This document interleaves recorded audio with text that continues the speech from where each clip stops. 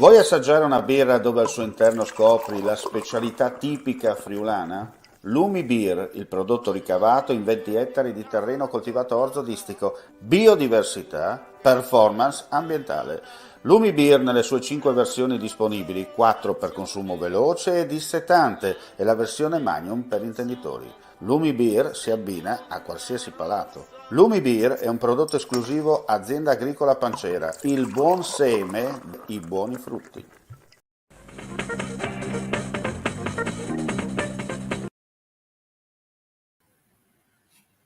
Ben ritrovati gentili amici e amiche alla visione all'ascolto per quanto riguarda l'edizione del pomeriggio del nostro audio-video giornale con gli aggiornamenti di cronaca dal Friuli, Venezia, Giulia. Dunque partiamo subito per quanto riguarda gli aggiornamenti.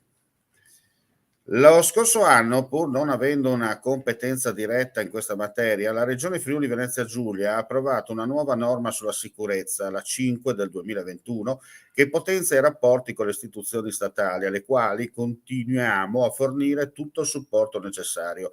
Un sostegno che si esprime in diversi modi, certamente finanziario e logistico, ma anche fornendo attrezzature e mettendo in campo attività che possono rendere più efficace il lavoro in generale delle forze dell'ordine e in particolare della direzione investigativa antimafia.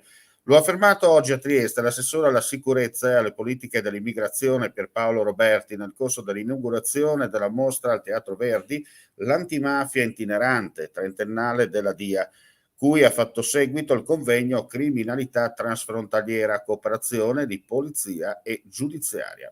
E ora andiamo a vedere i numeri del Covid in Friuli Venezia Giulia nella giornata odierna.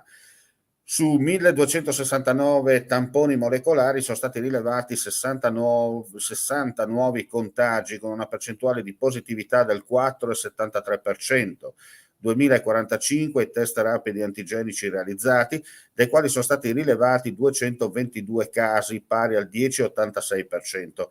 Le persone ricoverate in terapia intensiva sono 7, mentre i pazienti ospedalizzati in altri reparti sono 144. Nella giornata odierna si registrano 2 decessi. E ora andiamo a Gemona del Friuli, ieri la festa in onore del battaglione Gemona, il servizio.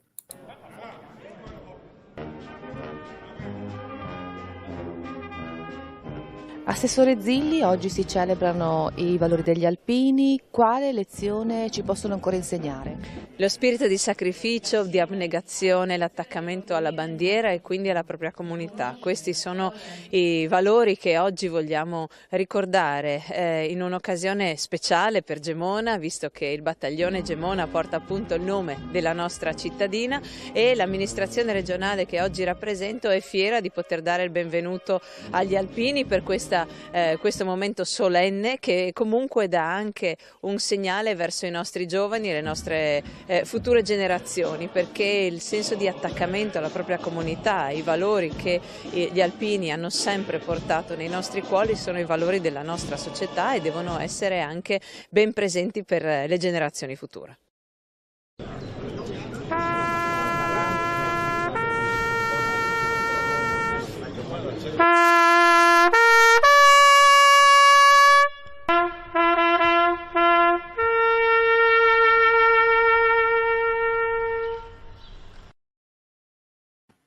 E con questo servizio chiudiamo qui questa pagina informativa, vi diamo appuntamento più tardi per un nuovo live, ulteriori news come sempre sul nostro sito friulitv.net o le nostre pagine social collegate.